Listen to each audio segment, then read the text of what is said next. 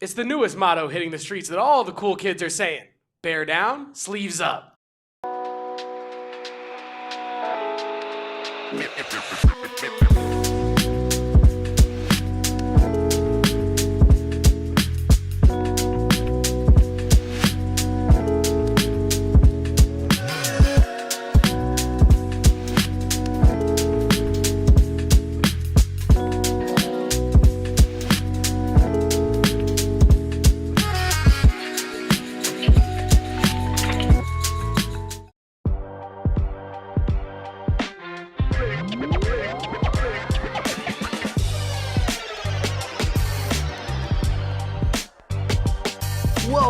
Welcome to the AZ Wildcats podcast, live from Studio K, presented by our friends over at Circle K. I am Damon Farrell, he's Kevin Thomas, and we are the AZ Wildcats pod, as I said, coming to you live from PHNX HQ3 in downtown Phoenix.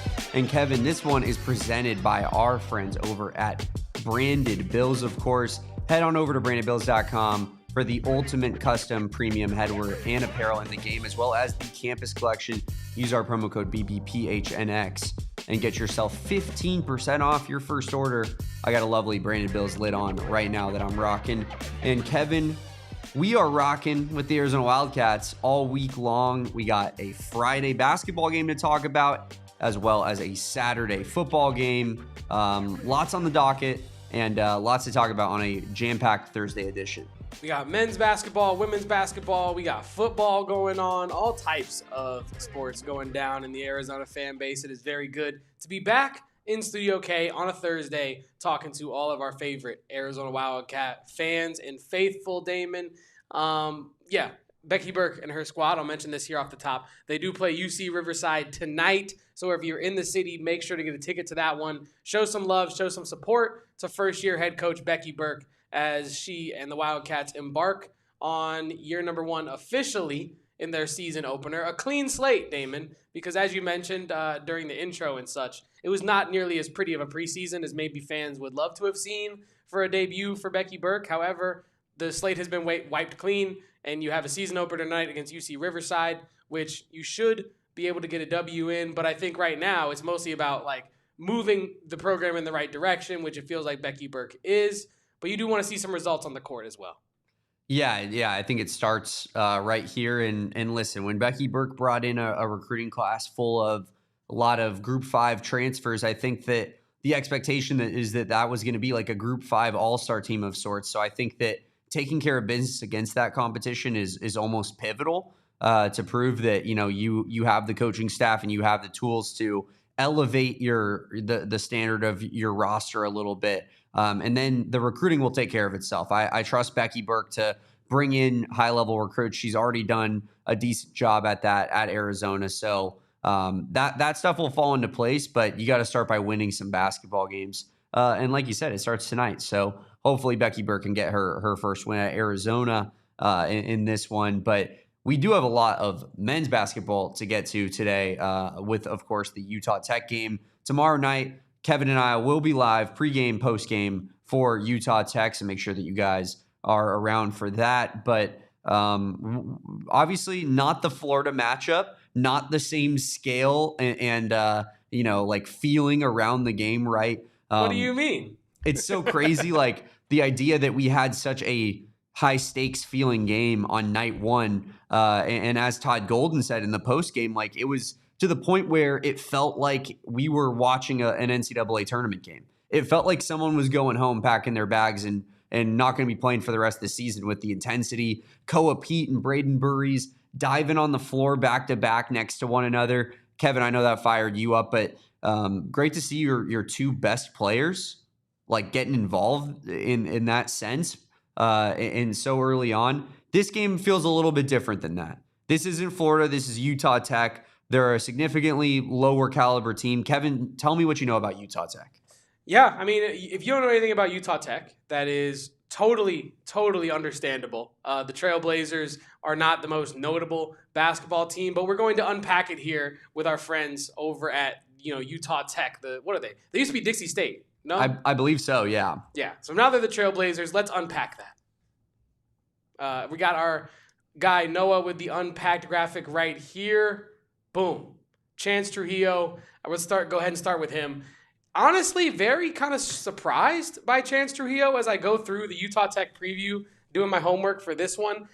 He has put up a double-double already this season with rebounds. As you see with his stats there, 15.5 points per game, 10.5 rebounds per game through 2 games are his averages so far this year. Then you got Ethan Potter, the Potter himself, 19 points per game, 6 boards. And then Madiba Owona, 9.8 points per game, 6.1 assists per game right now for Owona. But yeah, like I said, I really want to highlight Trujillo there. I feel like he's their most impactful player. If you're talking Utah, transfer from, what is it? I think it's Snow College, another school that maybe you've never heard of. But Chance comes in from Snow College, and he is definitely making an impact in his first couple of games.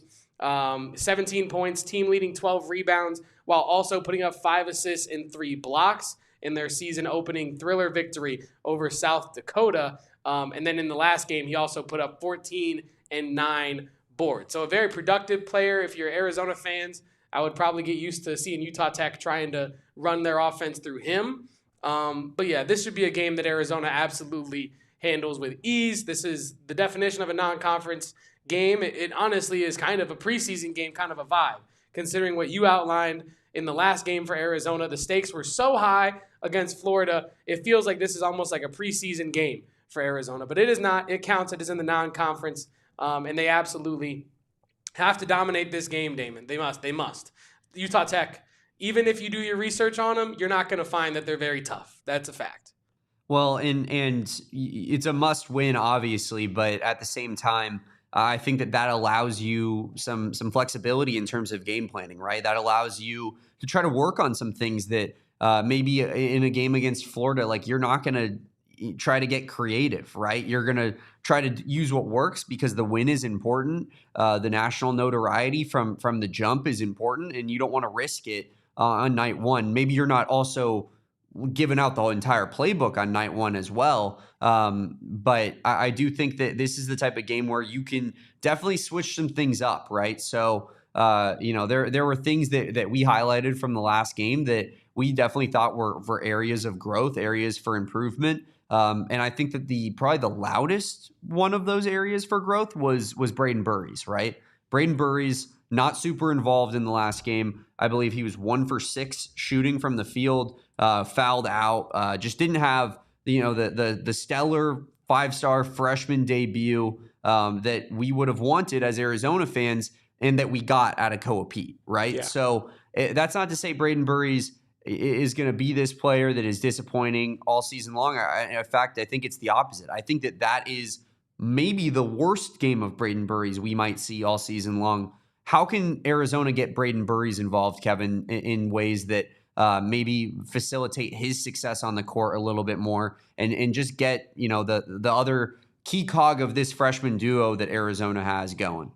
I mean, as the chat mentions, I believe that's going to leave a mark, says it's going to be a Braden Burries breakout game. I think this is a situation where playing Utah Tech, you're playing a lower caliber opponent.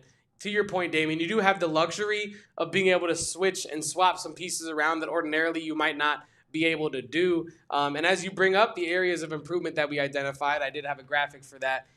Areas of improvement after Arizona versus Florida. And we're going to start with number 3 on the list of involving Braden Burries. It feels like this should be a game where obviously Jaden Bradley is going to come out and kind of run the show to start, but I don't really expect Jaden Bradley to be doing the lion's share of that in this one. I do expect it to be on Braden Burries, trying to help him get to that real-time game speed and hopefully giving him some confidence, because this should be a game where he can drop like 15 to 20 points, if not more, and really get involved in multiple areas. I know in some of the exhibition games, or I don't know which one it was, but in one of the exhibition games, he was Arizona's second leading rebounder behind Matias Krivas. So I think getting Braden Burries involved in a variety of ways in this one will not only help Arizona win the game, but secondarily, and honestly, most importantly, though, it gives Braden Burries a lot more confidence as well, Damon. I don't really think you have to get too cute with getting him involved. I think you just kind of give him the ball and say, run the show, and let Jaden Bradley take some breathers tonight.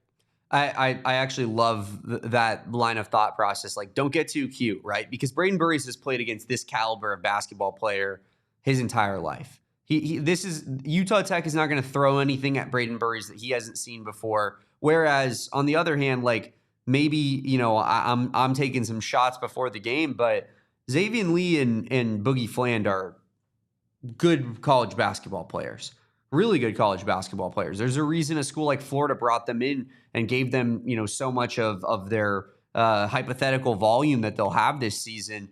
Because, in a year where they're trying to contend, because these guys are great basketball players. So it's a tough matchup on night one. Utah Tech let Braden Burries get a little bit more acclimated to the college game. And like you said, he looked really good in every circumstance leading up to this moment. And that's why a lot of people seemed like towards the end of this like preseason run, towards the end of this offseason, Braden Burries started making his way on up draft boards, making his way on up, the thought processes of Arizona fans, whereas it felt like Koa Peat in a way was almost kind of trending down. I just say that to kind of exemplify how it really doesn't really matter, right? Like it's all volatile. It's all can change in a matter of an instant. And people were like, Koa Peat, like what's his ceiling really? And you're like, I don't know, the best player in the Big 12, the best conference in college basketball, like pretty high. I think Braden Burries after one bad night is A-okay. We're going to be fine. And yeah, I think that I'm with you, Kevin. Like that 15 to 20 points per game number that's a solid goal for me, where I think Braden Burries should be after Friday night. It's all said and done. Bill in the chat. Bill wants to know, wait, wasn't Damon Doggin Lee on game night? And now here you are saying he's actually a good college basketball player? He is a good college basketball player. Where my issue stems from is the people that try to tell me Xavier Lee is better than Jaden Bradley because he transferred to Florida, because he averaged 17 points per game at Princeton last year. And it's like, you think Jaden Bradley goes to the Ivy League and he doesn't average 17? Is that what you're trying to tell me? Kevin, are you being dead serious? You think Jaden Bradley goes to the Ivy League? He's playing at Columbia, his home state team. Averaging 25. Yeah, he's averaging 25, and he's the best defender. He's the depoy. He's the Ivy League depoy, too. Like, that was where my issue stemmed from, is this idea that, like, I did the same thing with Donovan Denton. He looked good on night one, to be fair, but it's like these lower-level Group 5 transfers are just going to magically do the exact same thing that they did at New Mexico and at UAB and at Princeton at their next stop. And it's like, they're really good players and they're going to be very, very good this season, but they do not value that over a guy who was starting last year on a team that was really good and by all accounts is only going to be given more reign. That's why it mostly was just stemmed from like a Jaden Bradley disrespect angle more than anything. I love it. And a noble cause. It is a noble cause. The Xavier Lee Hate Fund is still accepting donations. Areas of improvement. Let's start with involving Dwayne Aristode as well. We talked about involving Braden Burries. Let's talk about the Aristodians, the aristocracy, if you will. You got to involve Dwayne Aristode in this one. It feels like Dwayne Aristode is going to be, I've said it multiple times, I'll say it again on this podcast, he's going to be getting his legs under him, it feels like, for the first bit of this season. But this is a game where I think you can help him do that. This is an opportunity where you, like Braden Burries, can kind of say, you know what, like, let's funnel it through Dwayne a little bit every once in a while. See what he can really do against a team like Utah Tech, who he should be able to make an impact against. Yep. It feels like we're going to be able to see him be a little less passive and a little bit more aggressive in this one. We saw, even in the preseason games, a bit of passivity from Aristode as he looks to still kind of get used to the game speed and such in that realm. I think that this is a night where you should involve Dwayne Aristode and Braden Burries a whole lot more. I don't think it gets too much more complicated than that in terms of involving Dwayne Aristode. He's already going to impact the game defensively. He's solid on that end. He's a good athlete in transition. It's just about making sure he's up to speed with everything going on at the college level. And I think tonight, or I guess tomorrow night, will go a long way towards helping him do that against Utah Tech before you get to even some of the tougher games in this non-conference slate for Arizona, like a UConn or a UCLA or an Alabama or Auburn, right? So get Dwayne Aristode involved tomorrow night, get Braden Burries involved tomorrow night, and I'll be a happy man. Yeah, I think that's definitely what most Arizona fans are looking to see, Kevin. But on top of that, I do think that, like from the Dwayne Aristote angle, it's not the same as the Braden Burries side of things, right? Like Correct. Braden Burries, we want to see, I think, a higher floor out of Braden Burries because we need that night in and night out. Whereas with Dwayne Aristote, I almost want to see the flash plays. I want to see the pinning the someone's layup off the backboard. I want to see him diving out of bounds, saving a basketball, making big time, flashy defensive plays like that. That's kind of what I'm looking for out of Dwayne Aristote. I don't know if you agree with that or if there's anything else that you would also like to add on to that you might want to see tomorrow night. I mean, do I agree that I want to see Dwayne Aristote glassing guys? Of course I do. Of course, but I'm saying in particular, like what's something that you'll be on the lookout for from a Dwayne Aristote standpoint that kind of signifies to you that, oh, he's more involved and locked in on this game than maybe he was against Florida. I think this goes for all freshmen, but I think especially for a guy like Dwayne Aristote, tomorrow night, I want to see him be decisive. I don't even care if he puts up a certain number of points or a certain number of rebounds or whatnot. I would love if he did, but I really want to see him when he gets the ball. I want it to look like he knows what he's doing with the ball as soon as he catches it, right? I think that sometimes so far we've seen Dwayne Aristote catch it and go, am I driving, am I passing? And then he'll pass because the time has already passed for him to make that decision.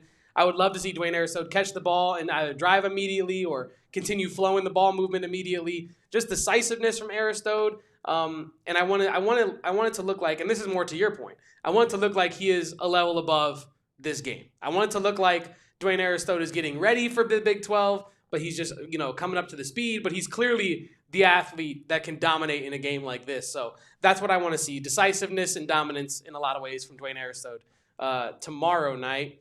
And as we continue, Damon, this is one that I think you are going to be interested in talking about specifically, the late game baseline out of bounds plays. Mm-hmm. We have to, not necessarily against Utah Tech, right?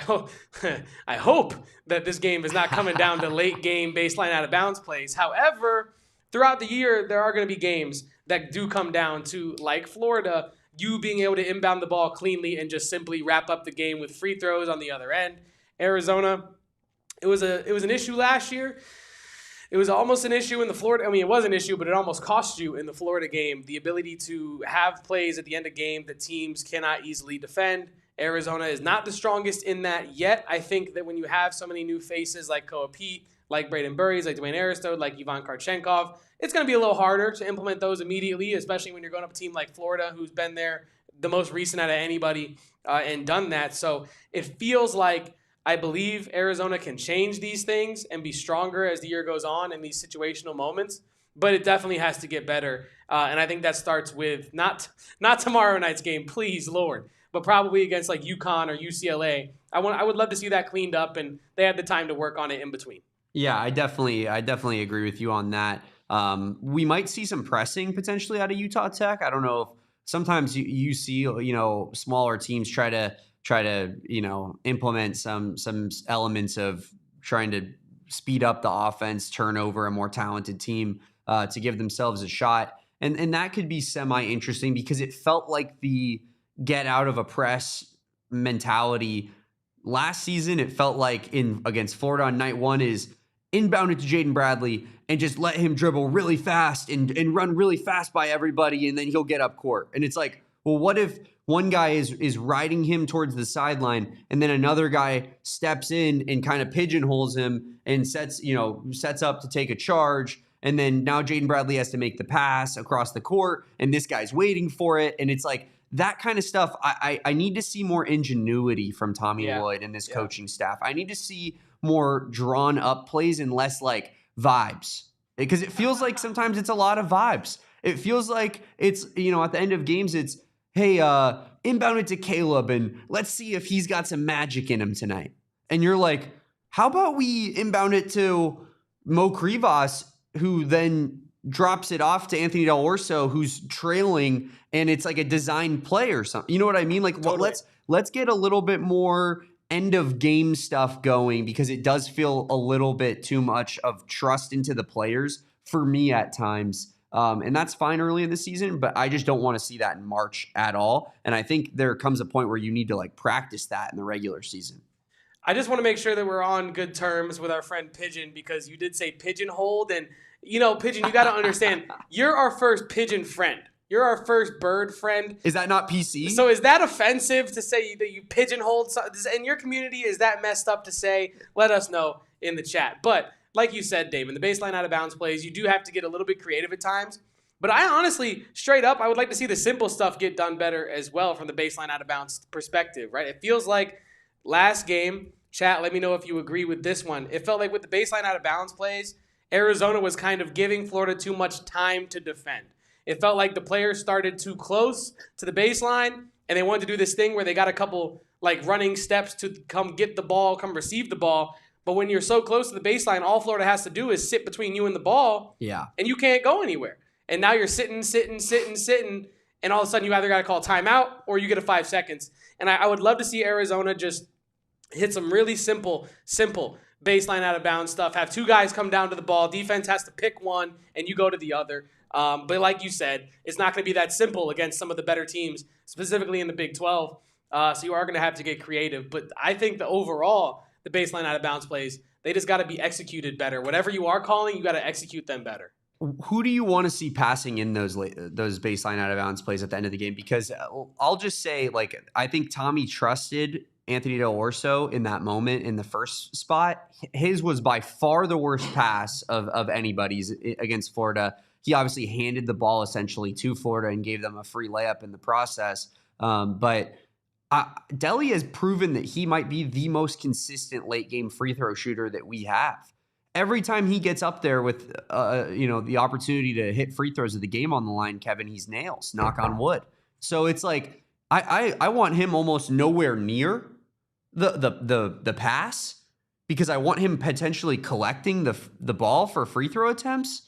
And that being said, Kharchenkov, I believe, replaced him on the second attempt, and then Jaden Bradley fell over. So I'll give him a mulligan for that. I'm not going to blame Kharchenkov for Jaden Bradley slipping, and obviously just kind of a freak accident on Jaden Bradley's part. Not the end of the world, but I feel that Koa Peat could be a decent passer in. I mean, he has a lot of athleticism. He seemingly makes the right pass a lot of the time. Jay puts it here in the chat. Koa Peat. I think that Jaden Bradley and Anthony Del Orso are my two guys I want collecting the ball the most with free throws on the line. And I think I'm looking at Koa Peat and maybe Kharchenkov as the passers in. I kind of like Kharchenkov as the passer in. I think that Arizona has so many weapons, specifically to close games, that you're not short of options to pass the ball into a person's hands. But I think in terms of actually making the pass, I would like to see Kharchenkov maybe do it. I think he proved in his debut that he's not like scared of the moment, or he's not going to make a silly pass or make a mistake that costs you in the end. If you don't want to go with a freshman, honestly, I understand that Jaden Bradley should probably be receiving the ball. And he's also probably not the tallest guy. So if they throw somebody tall on him, it might be a little bit of an issue there. But I wouldn't be mad at Jaden Bradley inbounding the ball because you do have so many reliable free throw shooters, I think, on this year's team when they're knocking on wood, when they're making their stuff.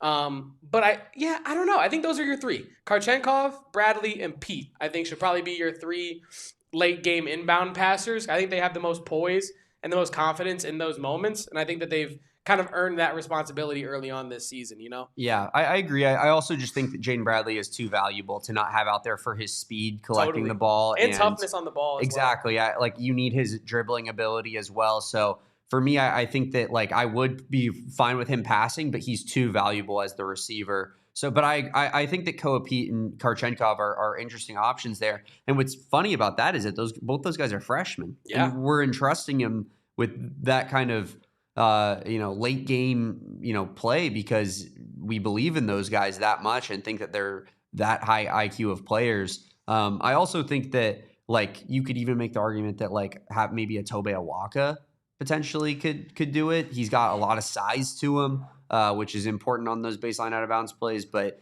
I do think that most of the time you'll see Awaka and Krivas running down the court. Good thing about those guys is that they're both pretty good at free throws for big men. So it's not going to be the biggest liability in the world if those guys are to shoot free throws at the end of games. But did you notice on that baseline out of bounds play when they showed the replay when both Krivas and Awaka were on the court, they're both running down immediately, neither one looking to collect the ball. and they're both running down immediately. And then, like I think it was Krivas had to like yell at Awaka and be like, spread out, like go away so that this one guy that's defending us can, can't defend both of us.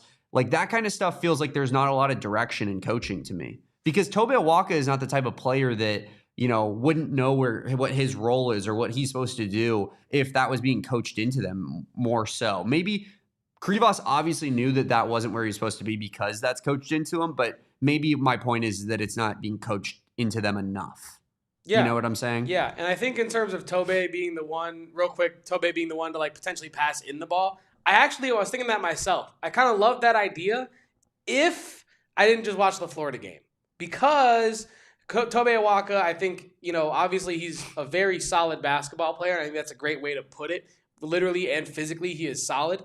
But I think one area where he has yet to really solidify is the passing accuracy. You and I talked about it during the watch along. There are some passes that's fair.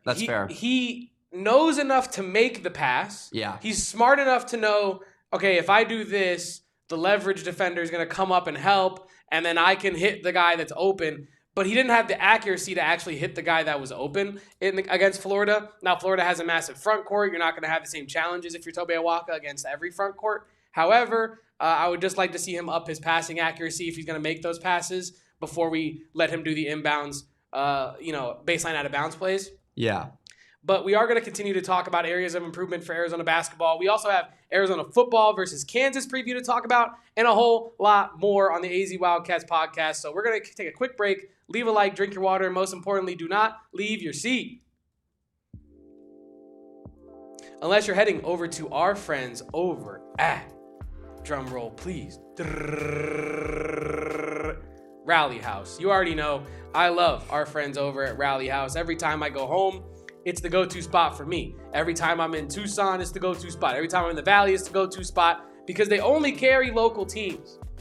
It's the worst thing when you go into these big box brand stores and you're looking for a little bit of merch and you're like, oh, well, I want some Arizona Wildcat stuff. Why is the Arizona Wildcat stuff sitting next to the Arizona State Sun Devil stuff? That doesn't make any sense at all. And not a lick of sense. Why is there UCLA gear out here? Well, not at Rally House. It's the go-to spot for all your local Arizona teams' gear with tens of thousands of products to shop from. And I hear that they have 39 pages, last time I checked, of Arizona Wildcats memorabilia and merchandise on their online shop at www.rallyhouse.com. So if you're feeling froggy, head over to www.rallyhouse.com, find your local Rally House location, and shop their entire product assortment online today, because they only carry Arizona sports teams, only carrying the local stuff for you. So check out our friends over at Rally House, not now, but right now. Love Rally House and all the big products that they carry over there. And also, I got to tell you guys about our friends over at Crown Royal, because Kevin was mentioning it the other day. Everybody keeps those Crown Royal purple bags. You know the ones I'm talking about. What is that, like a felt? Is that what you would call that? Something, yeah. Yeah, it's because they're phenomenal, right? You store, little tiny knickknacks and whatever in them. Crown Royal saw everybody using those bags and decided, what can we do to make a better world out of it? And they decided to start their Crown Royal Purple Bag Project, which will be live at State Farm Stadium on November 16th. The Purple Bag Project, they turn their iconic bags into care packages for soldiers and veterans, reminding them of our support and thanks. And then together with the packages from home, their national charity partner, the Purple Bag Project has become a token of Crown Royal's appreciation for those serving our country. Really cool way that Crown Royal is giving back. Of course, we know that Crown Royal is, top of the line when it comes to the actual product of itself. And it's top of the line as well when it comes to what they're trying to do in the community. I know, Kevin, that we're going to be potentially doing some fun stuff with Crown Royal when it comes to waste management open time, maybe potentially even doing a live show out there. So be on the lookout for that. But we're excited to be partnering with Crown Royal during the holiday season and hopefully, creating some real change here in the world. For more information, visit crownroyal.com/purple bag project. Love that. Make sure if you are partaking in some Crown Royal to drink responsibly. It's only Thursday. I know it's Thirsty Thursday, but make sure you're drinking water along with your Crown Royal. And also, Damon, we do have to get back to our areas of improvement list for Arizona basketball. And where do we want to go next? We were talking a little bit of Tobe, so let's talk Tobe Awaka's two-way impact. Now, I don't think Tobe Awaka, when his name appearing on the areas of improvement list, is not some sort of indictment against him. It's not some Tobe Awaka is not good enough. It's none of that. But I think he is a player like many others on this Arizona team where if they play to their full potential, watch out for the potential of Arizona Wildcats basketball in 2025-26. Because Tobe Awaka last year goes from first-year transfer with Arizona, one of the best rebounders in the country, a fan favorite for his tenacity, his intensity, his physicality, his effectiveness on the boards. And in the offseason, we're hearing he's going to be more aggressive, more assertive in this upcoming season. And Damon and I are sitting back like, how is that physically, mentally, spiritually possible for Tobe Awaka to be more aggressive, more assertive? And we saw it in the preseason, even though it was a limited one-time performance for him in the preseason. He's going to get more involved in all areas of the game, defensively, offensively as well. And I think that is, for Tobe Awaka, an area of improvement, right? Yeah. If you're going to expand your game, you have to do it at a level that is sustainable. And I mentioned the Florida turnovers. He had 4 turnovers last game. And as I pull up the front court battle between Arizona and Florida in that one, Arizona's front court combined only had 7 turnovers, 4 of those coming from Tobe Awaka. And so if Tobe Awaka can improve the accuracy of his passing, if he's going to be utilized in that, at the elbow game or at the short pick and roll with another big or a big high-low, he's got to be more accurate with those passes, and I think he knows that as well. And overall, just kind of cleaning up some things on the perimeter for Tobe Awaka and his two-way performance, right? So yeah, I mean, I think I'm so with you when it comes to no worries, no panic button when it comes to Tobe Awaka. I think we could even see tomorrow night, him do what he did against Embry-Riddle essentially and just take the ball at the top of the key and just tell people to kind of get out of his way. Like I envision that we're going to see a pretty fired up Tobe Awaka after how he performed in the last game. And that doesn't bode well for a team like Utah Tech. No worries with Tobe Awaka. It was a rough game. He got into some foul trouble. It kind of kept him from being out there a whole lot. And some of those fouls were, in all honesty, I thought pretty iffy. So, I think that it's one of those situations where wasn't his night. Mo Krivas came in and played good defense and picked up the slack and gave you good interior defense in the process, was setting good screens, and just doing a lot of the little things that Tobe has become so great at, elite at, really. It's like what makes Tobe Awaka the player that he is a lot of the time. So now it gives you a little bit of solace in the fact that maybe you have another guy potentially who could step in and kind of take over for that role. And speaking of that guy, Kevin, that's another area of improvement that we potentially had on here. Krivas continuing that growth, because both of us, I think there was a time in the first half, you probably could go back to the watch along. It is documented. And we probably were not saying the nicest things about Mo Krivas, especially with his offense that he displayed early. But then it felt like when Arizona needed him, when Tobe Awaka had to be brought off the floor, Krivas gave you really, really impactful minutes. What did you see from Mativas Krivas in this game, Kevin? And what do you want to see in this Utah Tech game that kind of exemplifies him still moving in the right direction? Yeah, I think Utah Tech, there's one word that I want to see him do, or I guess one verb that I want to see him commit against Utah Tech, and that's dominate, right? And I'm pretty sure verbs are words, so I think that would have played. Verb is a word. Correct. Right? And then that would make any verb a word. Anyway, I do think Mo Krivas, when I look at him versus Florida, right, what he was able to do was kind of quiet, I shouldn't say silence, but definitely temper down the critics like you and me, right? Because I think I'll say it again so that people don't get this misconstrued. When we sit here and we're hypercritical of Mo Krivas, it's not because we hate him or he's our least favorite player or whatever. It's because he's this close to being an unstoppable center. He's that close to being unstoppable at the college level. And if he harnessed some more aggressive tendencies and he really locked in on his size and positioning on the offensive end and the rebounding side of things, he could be a dominant force every single game that he plays, no matter his matchup. And I think that that's what we want for him.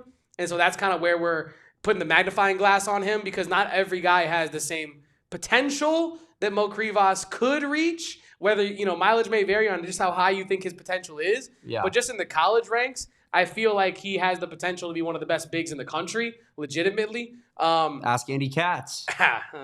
Yes. Yeah. Ask him about guards nowadays, too. I wonder how he's feeling about that. But anyway, Mo Krivas needs to continue to grow in those areas of the game of just being more aggressive on the boards. And he's already done a good job of that so far this year, being more aggressive down low. He's doing a much better job of that. I direct your attention to the second to last play against Florida. That Koa Peat rebound where he grabs it, falls, throws it to Jaden Bradley at the very end of the game.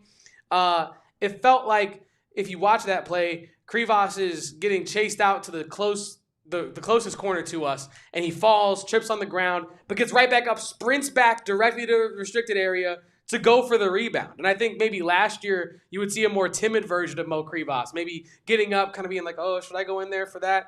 It looks like Tobe's got it. Okay, well, I'm going to let Tobe get it. No, this year he's going, well, I'm going to crash. I'm crashing really hard. If Koa gets it, great. If I get it, even better. And I think I want to see more of that from Mo Krivas. And you asked me what I want to see against Utah Tech.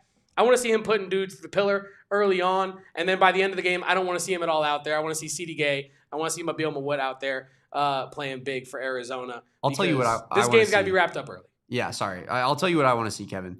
It's very simple. 3 dunks. Yeah. I want to see 3+ dunks. Yes. That's what I'm asking for. 3+ dunks. That will be the indicator of success for me. You're 7'2". These are Utah Tech players. They cannot guard you. What's up, Bees? How we doing? Shout out everybody here in the chat right now. Wesley, Tucson Airbrush says Toby just needs to stick to the fundamentals, keep himself in good, smart positioning, rebounding, defense on the floor, and let the opportunities and points come to him. I think it's a really good point. Agree. Also, you shout out the chat. I want to shout out, if that is you in the photo, Tucson Airbrush, shout out to that mustache. Yeah, that looks pretty killer. That is killer. That looks pretty killer. Deborah, as always, all the staples of this chat. DJM, Max, Deborah, Andy, Jay, Pigeon, Indigenous Raptor, JR. Appreciate everybody for being here. Drop a like on this video. As we round it out, I do believe we have one more area of improvement, Kevin, going into this game, and that is the fast start that Florida got out to against Arizona. Can't let that happen again. Obviously, probably could against Utah Tech, although it would be slightly indicative of maybe this team isn't as hit or miss as we thought, but or as hit as we thought, I guess I should say. But I think that all season long we're going to need to see Arizona not get out to these deficits. What was it, 24-12 versus Florida? The lead got up to like 12 or 13. It was 24-12. Yeah, don't want to see that happen again against UConn, against UCLA. Don't want to have to claw back in these games. So going to need to start fast and come out hot. Yeah, totally. And I think that is kind of a thing where Arizona is going to be such a physical team this year. Rim pressure is going to be the calling card of this team. The physicality, the rim pressure. And if you can inflict that on an opponent from pillar to post, by the time you get to the end of the game, they're not going to have enough energy to compete with you, right? And I think we saw this last year, and we were on the other side of it with Houston, where Arizona, we're the gritty boys. We don't give a damn who we're playing. We're going to play you tough the whole time, unless it's Houston, because that's the one team that could match it for the whole clock, the whole game. And I think this year, if you're Arizona, if you can jump on teams early, make them feel you early, it's just only going to make it easier as the game winds on. And especially I think you saw that against Florida as well, right? Especially with this team's ability to hit free throws, right? Like if they're gonna get to the free throw line like they did against Florida, the way that Koa Peat was able to get free throw attempts, I think that bodes well for having leads in these games and sustaining these leads. So yeah, that's going to be something as well to watch out for when it comes to the rest of this Arizona season. But like I said, maybe these other ones are a little bit more specific to Utah Tech, whereas that one hopefully shouldn't be too big of an issue versus Utah Tech, you would think. But these other ones are a little bit more player specific. Wanted to see kind of the big man rotation be a little bit more two-sided and not just Mo Krivas having a good game and Tobe Awaka kind of just being out there. And then wanting to see these two freshmen in Braden Burries and Dwayne Aristote really getting going after rough night ones. But a lot of potential and I think a lot of belief still from these Arizona fans, especially Braden Burries, who this entire chat almost universally feels like is going to figure things out, Kevin, and is not someone to be worried about because, listen, lots of fouls were being called in that game. As Raptor puts it, like too many fouls and something to monitor as well. Like, let's not get into foul trouble. Although interesting, the guy that I thought would be maybe the most issue with that, Koa Peat, was really not in foul trouble whatsoever. And that could be helped by his offense a little bit. Like if he's going to go out there and play that good of offense, I think that almost precludes refs from blowing the whistle on you a little bit more because they're like, this kid's a superstar. What a great defensive play he just made. While you're on the topic of the referees, I want to bring in a point from our good friend and friend of the program and co-host of McHale Madness, Corey Williams, member of the Final Four team for Arizona as well. He brought up this, Damon, and I'm just going to straight up rip his setup and rip the whole take as is. Who else do you think was watching the game this past Monday, Damon? Scouts, NBA GMs, scouts, coaches, fans, diehards, sickos.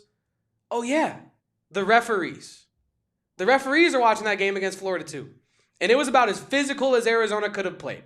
So when we get into this Big 12 conference, I don't want to see any ticky-tack calls against Arizona because you know they're going to be bringing that physicality the whole season. I think this actually benefits Arizona. It's like the Draymond Green epiphany or whatever the theory you want to call it, where there are some players in the NBA when they're timid, as just a normal baseline, they're more prone to get technical fouls when they crash out than a guy who is consistently crashing out. Because how do you, if you teed up Draymond Green in the NBA every time he was technically deserved of a technical foul, he would get ejected from every game in the first half.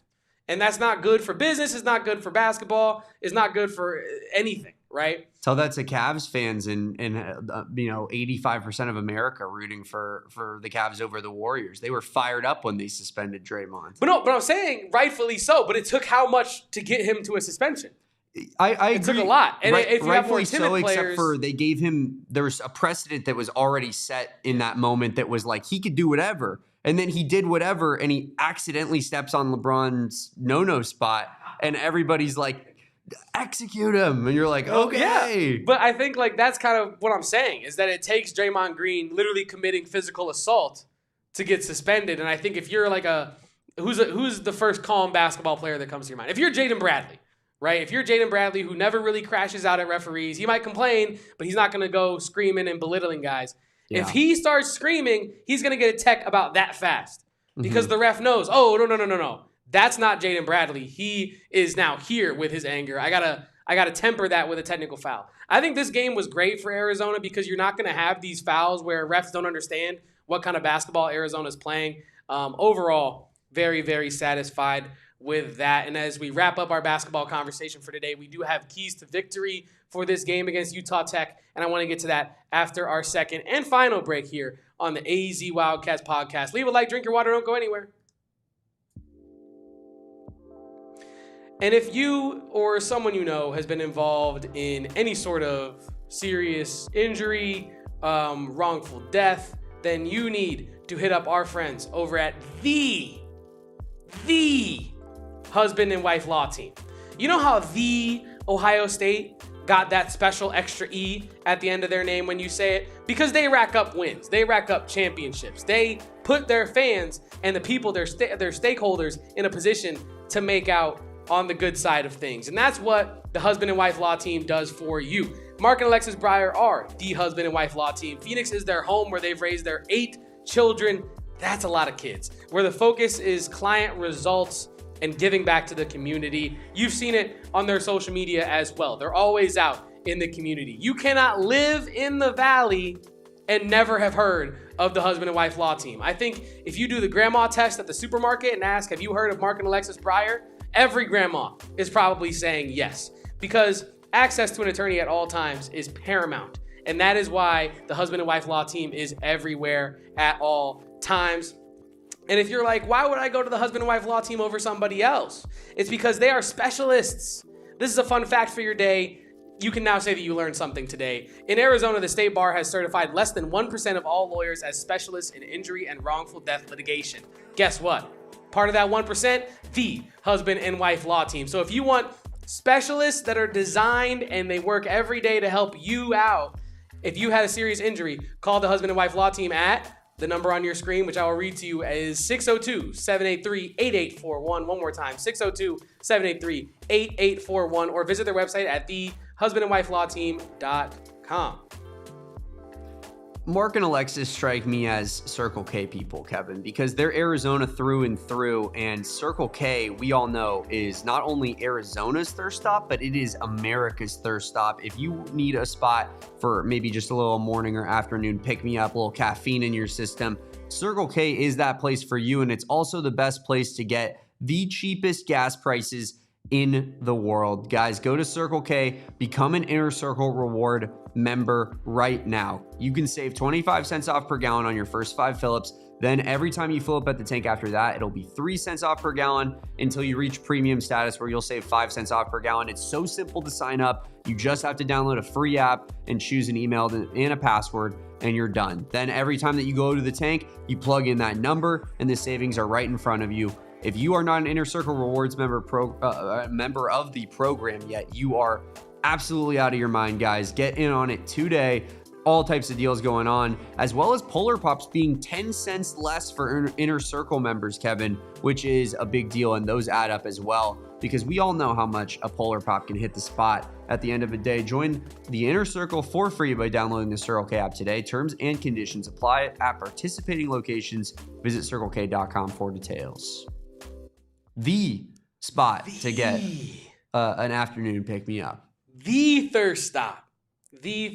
As I look my eyes upon maybe the craziest Mike Tyson t-shirt I've ever seen in my life. I will have to send that to Damon after the show. But Roberto, funny you mentioned that. Not accidentally. I do actually watch the PHNX Sun Devils show because I'm interested in what my guys have to say. And as much as I think that they can be a little bit off the wall and definitely biased, and way more biased than this podcast is, because we at least try to be objective over here, but I like to hear what their opinions on stuff are. And at the end of their show yesterday, Kevin, they were talking a little bit of hoops, talking a little bit of ASU basketball, who of course won their first game. I don't know if you saw the score of that one. Did you see Masamba Diop, by the way? I did not. They got a center, legit 7-footer, who can run the floor, orchestrate the offense. He might be their best guy. I know people like Mo Odom, but Masamba Diop, he might be like the actual pro basketball player on that team. And Pig Johnson had 17. So it was funny. It was so funny at the end of the show. This is classic, and this is a little inside PHNX here, but so this will be funny to Kevin and pretty much no one else. Totree's sitting there. Eric's off yesterday. Totree's sitting there on set. Shane's not on camera, but he's talking, and Shane's doing almost all the talking in regards to the basketball game from yesterday. And he's like, "Hey, Diop did this, and it was awesome, and we might have a player on our hands." And then Totree's sitting there, and he's like, "Yeah, man." Yeah. Totree's like, we do have a player on our hands in Sam Levitt. And when he comes back next year, it's going to be a... Totree, if he comes back next year. You could tell, just kind of at the end of the show, was just like, if they win a couple games, we'll maybe try to do a few post-game shows. And then Shane was like, "I'll be pushing for him." And I was just dying, because that's just it's so encapsulating of how that basketball program is on that podcast, because Shane does just love ASU hoops so much. Maybe Bobby Hurley, maybe he pulls a Bobby Hurley in non-con. Kevin, what do you think? I was on the phone. Maybe he shocks the nation a little bit. I was on the phone with my friend Jacob last night. Shout out to Spalding, a fellow Wildcat graduate as well. And he was asking me about ASU basketball, because obviously nobody knows anything about that team, at all. Right? I know now 3 players after you told me about Diop today. Correct. And I was telling him, he was like, "So how are they looking this year?" And I was like, "Honestly, it's looking like Bobby Hurley deserves a lifetime extension." And that's the state of ASU basketball from a rival fan. I think, dude, I should have quote tweeted their win graphic with contract extension Bobby Hurley. What am I doing? That's my favorite. You might not have any more opportunities this year at all to do that, Damon. Who knows? Damn. Who do they got next? Who's next on the agenda? I don't. Utah Tech. So Utah Tech's just staying in state? They play on Sunday. That's really funny. Really good. It's gonna be a really good comparison game, Kevin. we can see how close U of A and ASU are to one another. Oh, man. Well, we do also have college football to talk in this show. But before we do that, let's wrap up this basketball conversation with our keys to the game. And I'll do my best bets for college basketball. We can do our best bets for college football at the end of the show. These are my keys to the game against Utah Tech. Involve Burries and Aristode. We already spoke about it in the first segment of today's show. But you need to get them some confidence flowing through their veins. Braden Burries especially, he did not have a very good game. Probably, I haven't seen every Braden Burries game ever, Damon. Mm-hmm. But I'm sure that was his worst game of his life on Monday. Fouls out, what was he, 2 for 6? Shooting from the field, practically a non-factor except for on defense where he was straight up not good. Getting blown by on defense multiple times. Yeah, he was pretty bad. This is a confidence builder game for Braden Burries and a game that really can, I think, I shouldn't say parachute, catapult or trampoline him into the rest of the non-conference. So I need to see Braden Burries involved. Got to see Dwayne Aristode involved. Key number 2, let Koa Peat breathe, damn it. That man just went ham against Florida. Can we just let him play a couple beats and then say, all right, Koa, you rest. You go make another IG dump and use Adele as the song. The only thing is we got awards to win and accolades to win this season, Kevin. I'm saying he's going to get his. You saw Christian Anderson do it in a half. Koa Peat can get his in a half too. All right. I'm saying let Koa Peat go out, play for whatever half, however Feed long. Koa for 20 minutes straight. And then let him sit, let him catch, a breather. Yeah. Send him over to Circle K for the boys and get some refreshments if he needs to. Sure. I don't want to see Koa Peat sweating too hard in this one. And then key number 3, I need Bryce James minutes. And you're like, hold on. You're like, what do you mean? Who is sitting for Bryce James? The starters. Because this game has to be a decimation. It has to be a game that's over before you're halfway through the second half. This game has to be over at halftime. And that means Bryce James minutes, folks. So anytime I need a blowout, I'm just going to say the key is Bryce James minutes tonight. So that is it. And as Erica mentioned it in the chat, there's a soft side to Koa Peat that Florida did not see, but Instagram did. He posted and you'll appreciate this, Damon. He posted a dump of photos. Oh, yeah, you liked it. I saw you like that. But the song that was used was Hometown by Adele. Just some really sentimental stuff there from Koa Peat. You would never see Arizona on the chest, Kevin. Mr. Arizona. Can we talk about that? Mr. Arizona being like the best nickname in all of sports right now, probably, except for like Big Dumper. He is in fact Mr. AZ in every sense of the word, and I definitely think. Well, listen, Koa Peat is Polynesian, Kevin, and the Polynesians respect a good voice. They really, really do. They do. They love good music. And I think like Adele fits into that mold of just like that's just damn good music. Yes. But I loved how on the end of that dump he threw the Bryce James and Addison Arnold celebrating together. But yeah, that was electric. We do need some Bryce James minutes against Utah Tech.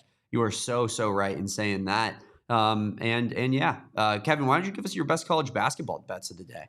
So here are my best college basketball bets of the day. We're going with Iowa State minus 33.5.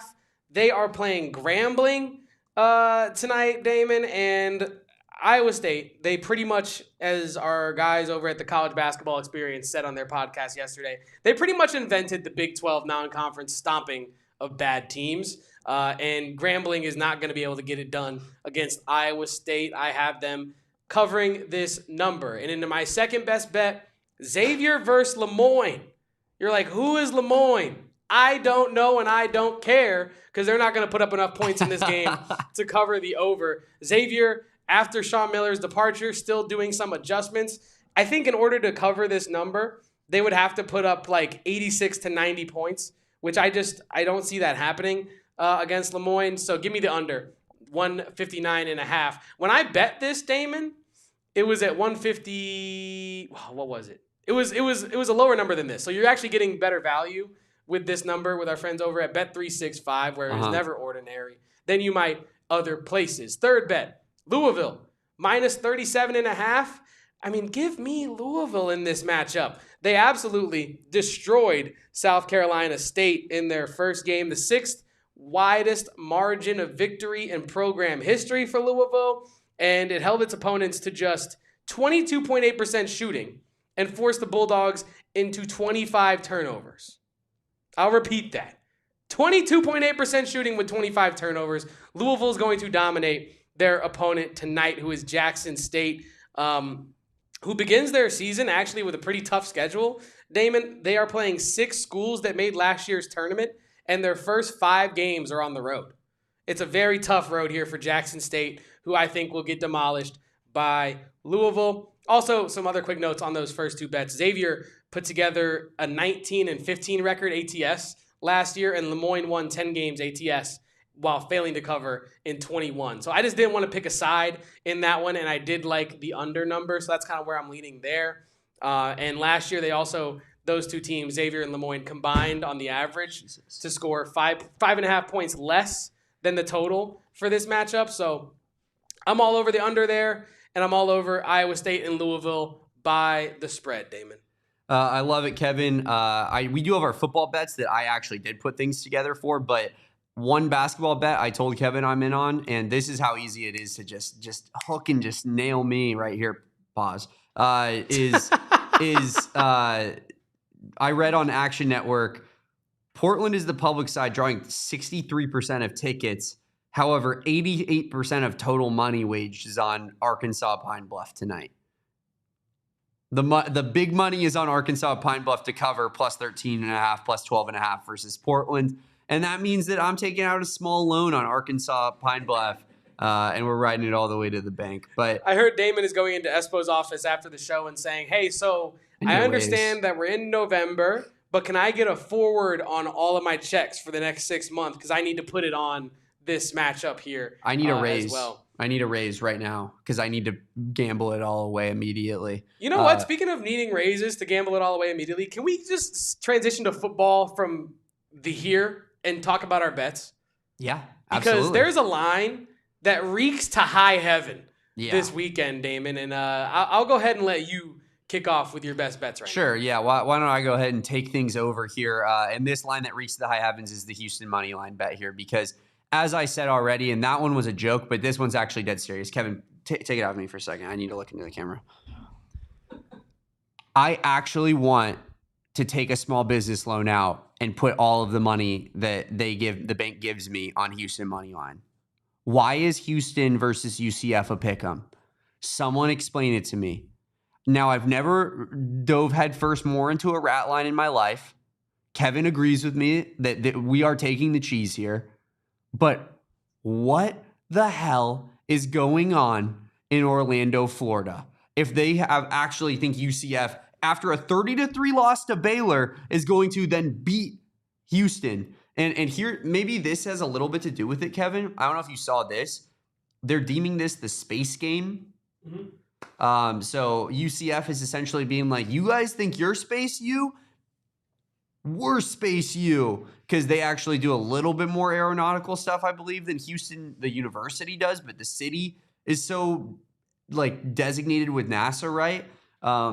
But yeah, I this game, maybe it just means everything to UCF because of that. They're trying to make it into a rivalry, but I just can't for the life of me understand why this line looks the way it does. I'm going to be putting a large sum of money on Houston money line. It absolutely reeks, Damon. I mean, it's dumb. The line is dumb.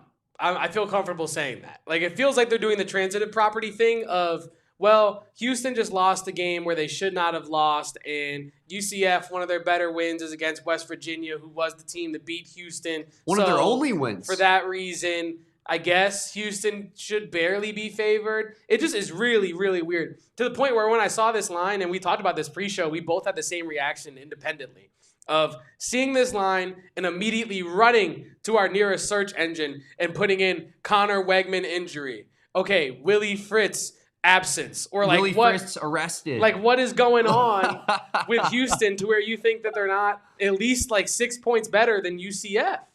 This team could have been everything this year in the Big 12.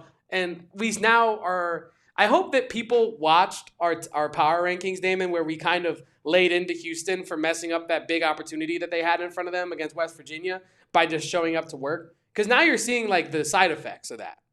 Houston loses a game they should not lose. If they win that game, Damon, how big of favorites are they in this UCF game? 10.5?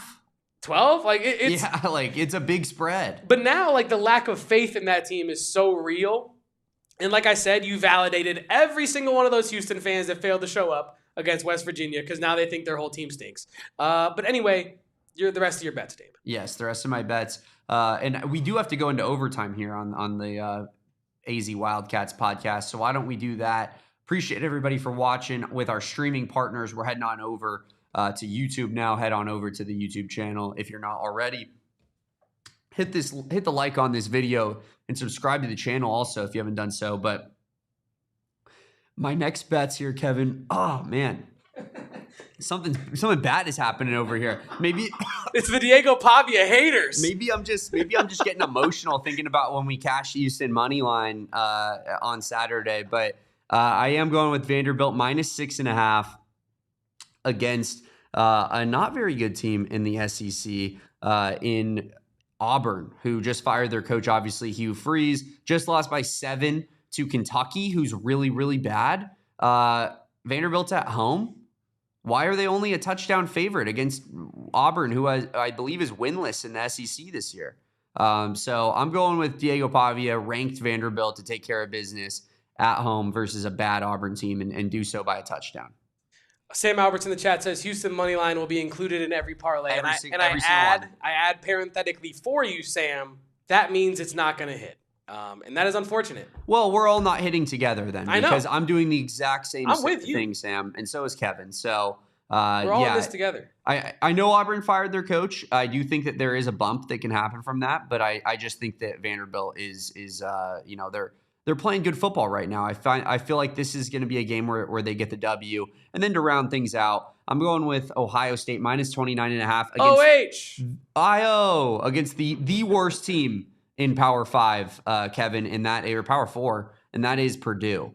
Purdue is terrible. They're winless, and they're playing the number 1 team in the country. Why is that spread only 30 points? I like the Buckeyes to let it rain. Let Braden Smith cook, man. Fletcher Lawyer's out there. They got that kid Brenton, whatever his name is, Jacobson, 7-footer down low. I like Houston, I like Purdue, whoever they're playing. Are they playing Houston? You said playing top ranked team.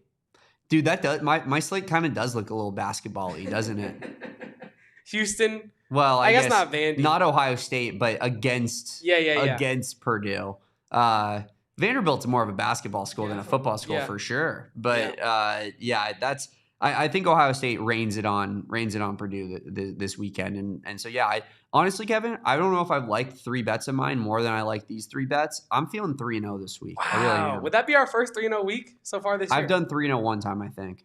Okay, wow. Let me check the stats real quick. Wow, you definitely have it. You definitely have it. Well, I've been doing a lot better in college basketball. I have had a 3-0 day in college basketball already. Currently sitting at 7-2 with my college basketball bets on and off air. Oh, also, if you guys bet UT Martin the other day, when I gave that out on the show, that was plus 1,400, straight up cash, homie. But that is neither here nor there. As we get into my Which one was plus 1,400? UT Martin against UNLV. When I came on the show and I was like, hey, I'm not gonna put it in my best bets, but if you want a dog and you really want to take a chance, damn, they're gonna. Was I not on that show? You were on that show.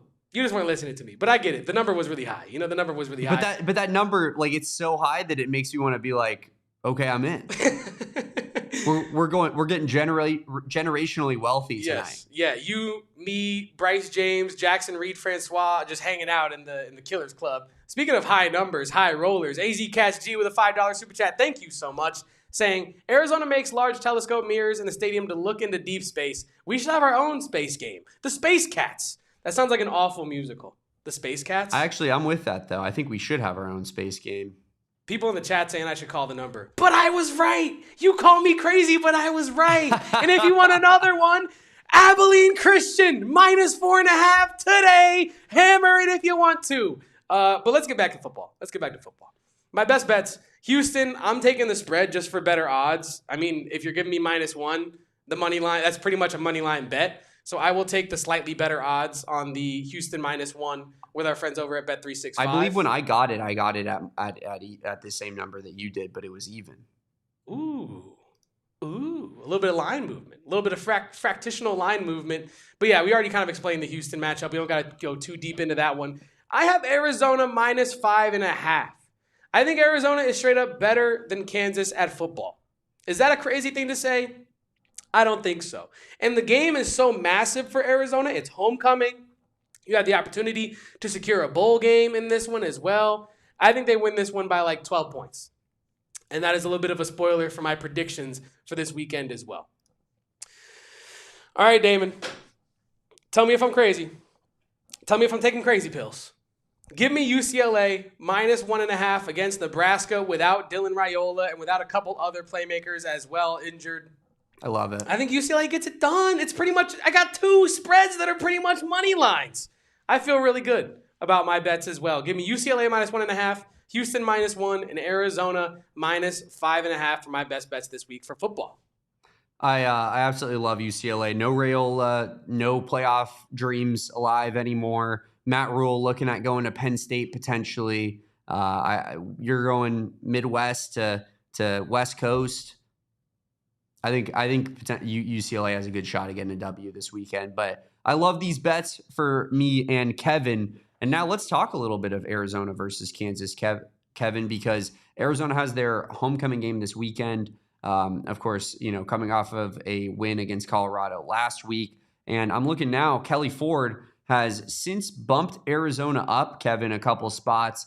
We have jumped Kansas and we have jumped Iowa State in terms of Big 12 projected standings. Wow. Rest of the way. Still behind Baylor, still behind Kansas State, still behind Houston and TCU and ASU. But above Iowa State and above Kansas now. And then looking at the Kansas game in particular, they give Arizona a 63% chance of getting the W against Kansas, which is its highest percentage of any game the rest of the season. Definitely feels like one that you want to win to feel comfortable about your bowl chances. Arizona definitely will still be alive. Every game, I think, from here on out is winnable, with maybe Cincinnati on the road being the most difficult game. But even that, they have now, after last week's loss from Cincinnati, as a 41% chance for Arizona to win that game. So that one is very much up in the air as well. But you still got winnable games all over the place. But this one would definitely it'd be great to just have that 6 games in your back pocket, not have to worry about missing a bowl game the rest of the season. And now you're kind of playing with house money.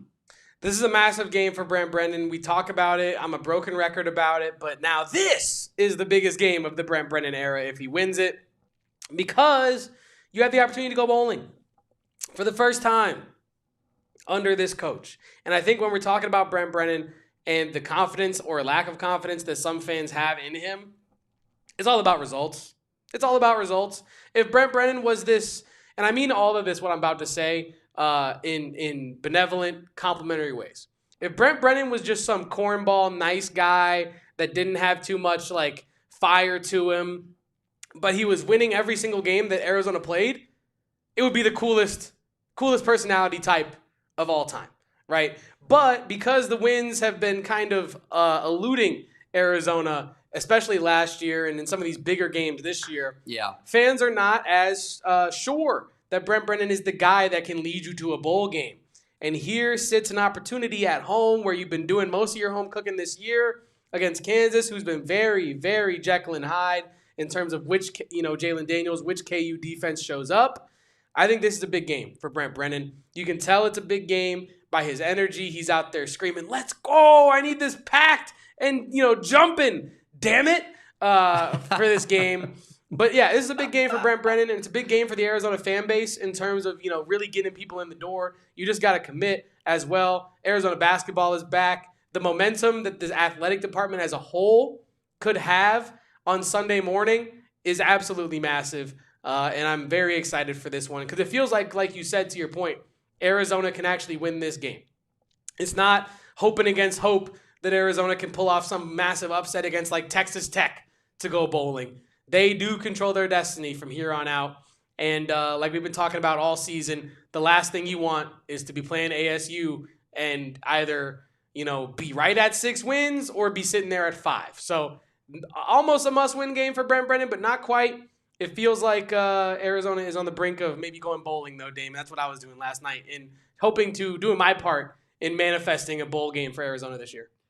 Kevin, speaking of that ASU game, Kelly Ford now has Arizona as a 45% chance to beat ASU, about as close as it can get. They do have rankings for each team, and ASU is 41 and Arizona is 42. So we could be looking at a dogfight for sure in the final game of the season in the Territorial Cup. But isn't it crazy, Damon? They tried to tell us all year, and they will still try to tell us. I mean, it can be a situation where they finish dramatically lower than us in those same rankings, and years later they'll still be like, remember those Sam Levitt teams where we were just so much better than you guys all the time, and we were like at the top of the CFP the whole time? And it's like, no, you weren't. That was like a 6-month insanity run, and now you're just a good program in the Big 12. And that's fine. That actually is fine. Because you have one of the better coaches in the conference, and you're going to be able to build success if you can, have some things go your way.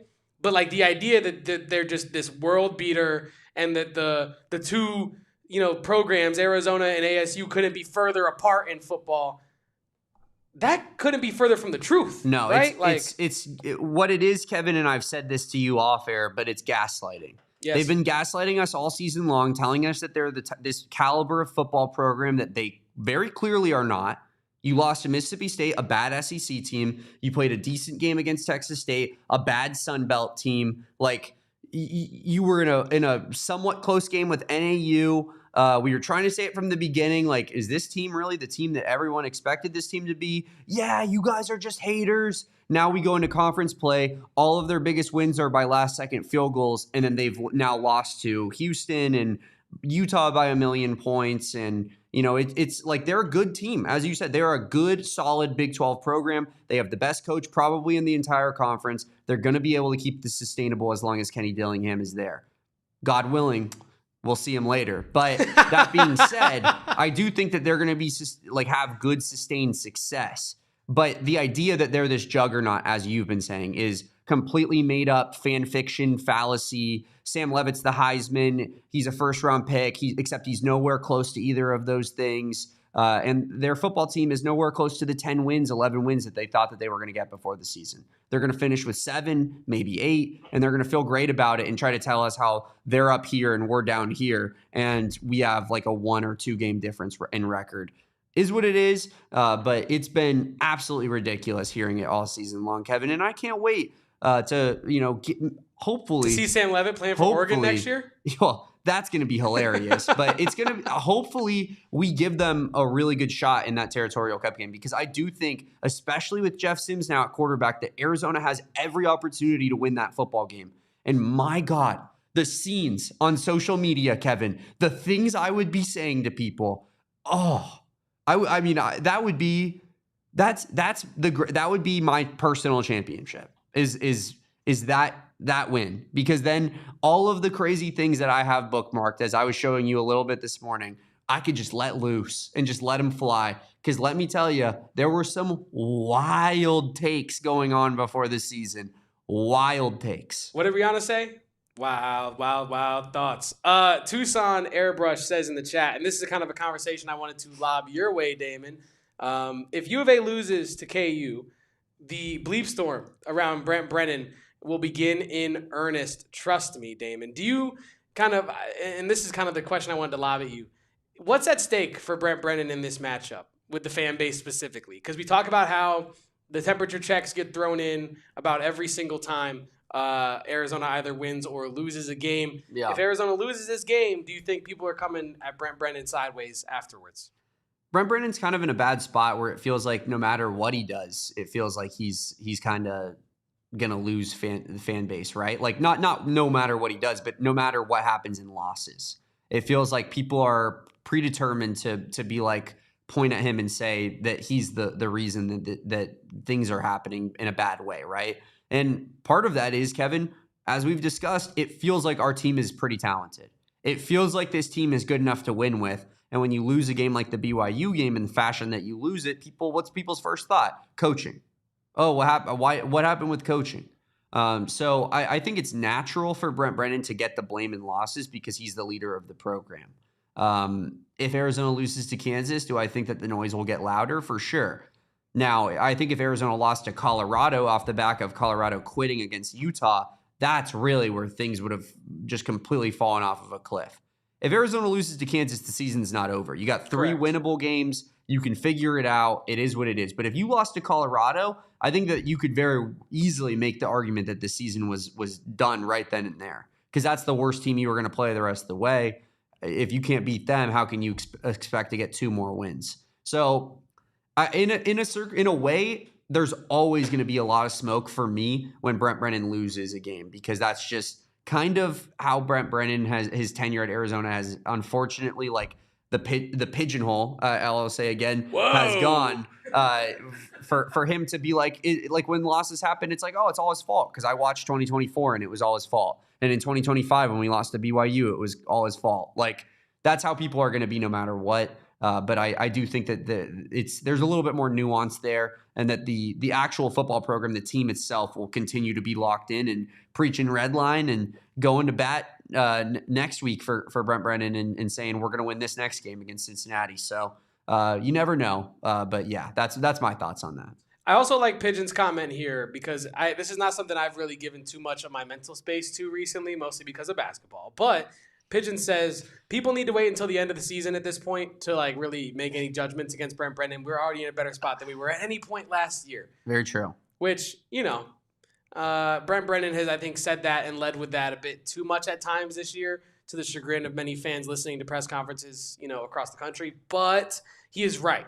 He's 1,000% right. Maybe the timing of when he says it after a loss might not be the most well received, but he's right? Like, This team is competitive. There are a couple breaks from being one-loss team. Like, very, very huge improvements made by Arizona football. It feels like you have the right people leading the charge on both offense and defense as well, which is a uniquely important thing considering Brent Brennan's lack of play-calling role on this staff, right? So it's not like, Brent Brennan just needs somebody to handle practice. Like, he needs someone to handle play-calling as well. It feels like he has the right people in charge of that. So, yeah, overall, very thankful for the changes that have been made to Arizona football this year. It feels like we have a competitive, fun, talented squad to watch game in, game out. And, yeah, let's go bowling this Saturday, Damon. And not like GTA 4 where your cousin, Nico cousin, let's go bowling. And you have to try to get to the next quest. No, like, actually, let's go do a bowl game.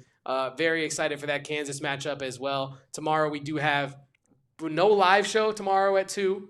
Post-game for Utah Tech after Arizona decimates the Trailblazers as well. Damon, do you have anything else on the KU matchup before we get on out of here today? No, I do think that what Sam says here in the comments, though, is very much the truth. And to your point, Kevin, to expand upon your point, when he says the whole we're so much better than last year stuff after a loss, it's just a bad look. It's not what people want to hear. It sounds like an excuse, as Sam says, and it feels like you're trying to kind of be like, everything's fine, guys. Like, it's not that big of a deal, when no one wants to hear that at the end of losses. People want to hear accountability. They want to hear red line. Exactly. Maybe not red line, but they want to hear people put their hand up and say like that's on me and we'll be better. And one person who does that is Noah Fafita. Yes. All the time. And I think that's why he's so ingratiated into the fan base in large part. But as Eric Duthie says, let's get this W this weekend in football. It's a big one, Arizona versus Kansas. It should be a banger, hopefully, or maybe hopefully not. Maybe Arizona just kind of reins it on. I will say that the 5.5-point line does feel pretty good for Arizona's standpoint. If like as an Arizona fan, I not saying like in terms of, although I do like your bet, but I'm saying like in terms of as an Arizona fan, it makes me feel like, okay, well, we should win this game. Yeah, we're the better team in this game. Let's go out there and do it. And I think that at home the Cats get the job done. But we'll talk a little bit more about that on our Saturday pregame show, of course, where we'll be going pregame and postgame for football. Of course, tomorrow we got Utah Tech postgame, so don't miss that. And appreciate everybody for watching this video. Drop a like on this video, subscribe to the channel, rate and review on your favorite podcasting platform. Even if you're a YouTube watcher, just do it. Takes 2 seconds. Say, good podcast, ! 5 stars. And that's all you need to do. It helps us out so much. Really appreciate everybody for being here. This whole chat, great chat today. Great vibes here in the chat. And of course, it's always great vibes with you, my friend Kevin Thomas. Of course, you can follow Kevin at Kevo Posts. You can follow me at Damon Dog. That's DAWG. And you can follow us at PHNX_Wildcats on all social except for TikTok, where we're at AZ Wildcats Pod. Appreciate everybody for being here and hanging out with us on a Thursday. We'll be back for a Utah Tech post-game show tomorrow night on a Friday. Until next time, peace out. Bear down. And go Cats. We're all blessed because Koa Peat plays for our basketball team. We all silly like the mayor.